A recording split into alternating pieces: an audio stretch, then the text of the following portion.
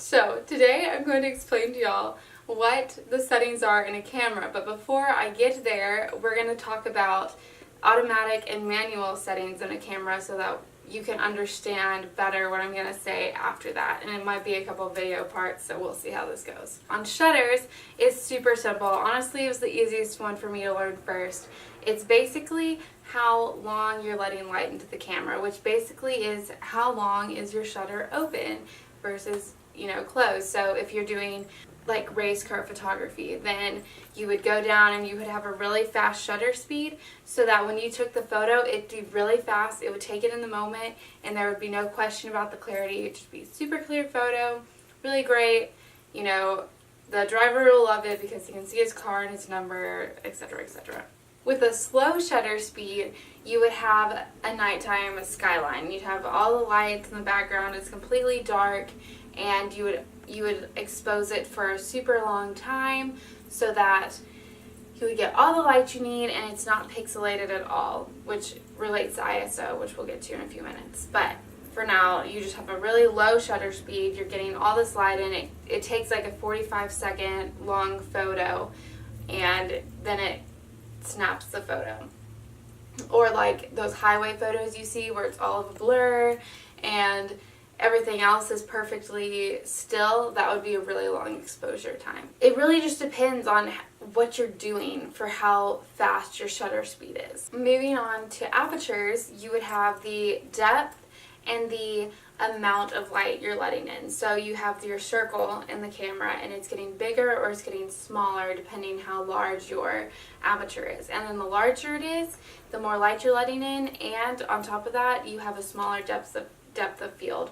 So if you took a picture of me right now and it had a really like a 5.0 aperture, then this would be super blurry behind me. You would just be focused on my face. Even like the back of my head might not even be in full focus, just my face.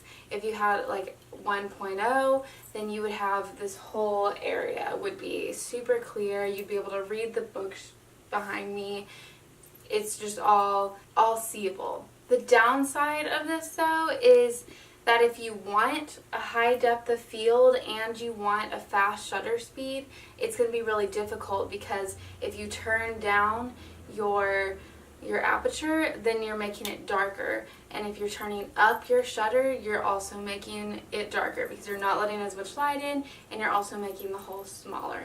You have to be careful with that, and that's where the ISO comes in. The ISO is basically fake light.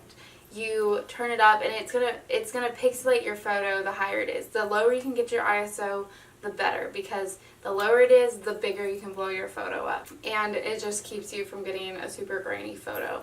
The ISO, if it's really dark and you have a lot of fast movement, then maybe you do want to just turn your ISO up. Usually it's just really not the best. ISO can be real tricky just for that grainy reason. In the end, if you just need a little bit more light than you have with the shutter and the aperture, you can just put it up to like 100, 200.